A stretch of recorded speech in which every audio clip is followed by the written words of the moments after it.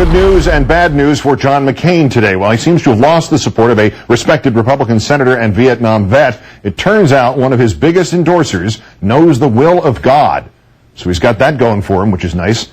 And indeed, such a skill could be handy were it not for our third story tonight. The fact that this God, says the endorser, sent Hitler to kill the Jews to force them to move to Israel. That's apparently one of the lesser-known planks in the McCain platform. But first, the other senator I mentioned. Last night, Nebraska Republican Senator Chuck Hagee reportedly told a private gathering organized by a non-proliferation group that not only that Barack Obama is right about engaging with America's enemies, but that John McCain is wrong. Hagee declined to address speculation about serving in an Obama cabinet, but did say, quote, "I can't get into the psychoanalysis of it, but I believe that John is smarter than some of the things he is saying." Perhaps.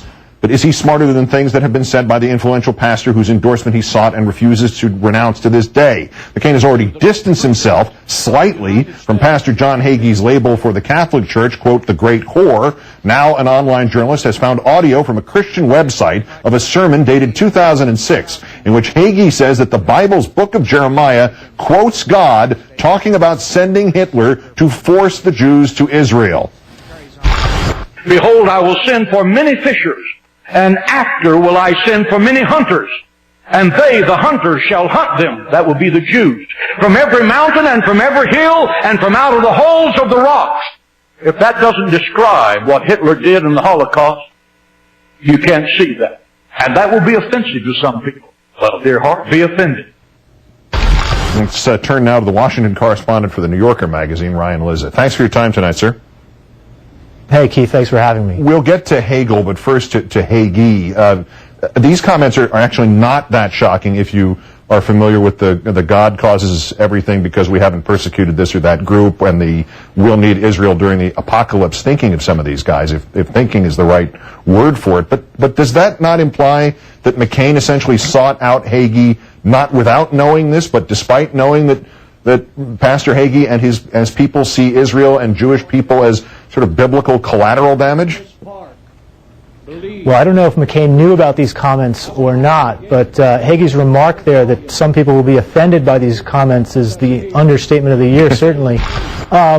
Look, arguably, McCain seeking out an endorsement from Hagee is worse in some ways than Obama's relationship with Wright. I mean, Wright was a guy who was the pastor of the church that Obama belonged to. McCain actually sought this guy's endorsement, and up until this point hasn't repudiated him. Now, look, what we've just learned about Hagee and what he said is so beyond the pale that it seems inconceivable to me that McCain can continue to have any further relationship with this guy and continue to sort of have his active endorsement in any way. I'd be shocked if he didn't denounce him after this. Yeah, and yet when the stuff about New Orleans took place, the revelations about his comments that Katrina was a direct message from God to punish New Orleans for staging or planning to stage a gay pride parade, what he backed off from, he backed off in such a way that he left literally using the phrase, I'm repudiating every anti-everything thing that he had said. It made no sense whatsoever. He still did not renounce the endorsement. Why is there an assumption that he's going to act on this? Right.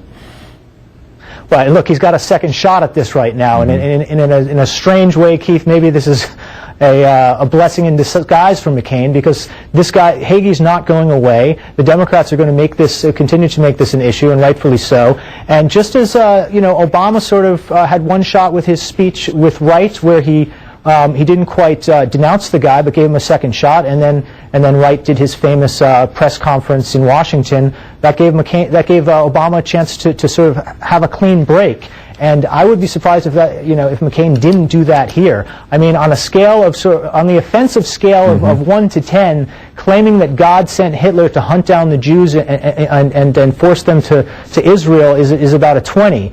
A politician running for president can't be associated with someone who says something like that. One would think.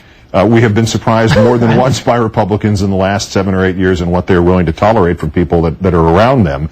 Let's get back to this planet, though, and Chuck Hagee, who has not only endorsed but is campaigning for Obama. What effect would that have, and what is about Hagee's What is it about Hagel's biography that would prove so valuable to Obama, particularly his biography? Well, yeah, Hagel's an interesting guy. I mean, he has become increasingly alienated from the Republican Party over the war in Iraq. I mean, on everything else, except foreign policy, he's a very traditional conservative. Mm-hmm. But he's increasingly become more and more skeptical of the wisdom of the war, and he flirted in the recent past with the unity ticket and sort of talking. He was talked up as perhaps being an independent candidate. That has sort of fallen by the wayside, and I think he may be sending a message to the Obama camp that, hey, if you guys are serious about this post-partisan era, take a look at me. Consider me as perhaps, if not a VP material, maybe a cabinet member. I think one of the interesting things about Hagel is he's a Vietnam vet, and one of the reasons he soured on the war in Iraq is he revisited the Vietnam War, and he realized that he was lied to during that period. Right. And he didn't know it at the time, and that made him think the current war. Well, we'll see if that hypothetical endorsement that I just referred to might actually come to pass. Ryan Lizza, the Washington correspondent for The New Yorker. We'll keep following Mr. McCain, especially those Hagee Holocaust remarks. We'll see if your prediction comes true. Many thanks, sir.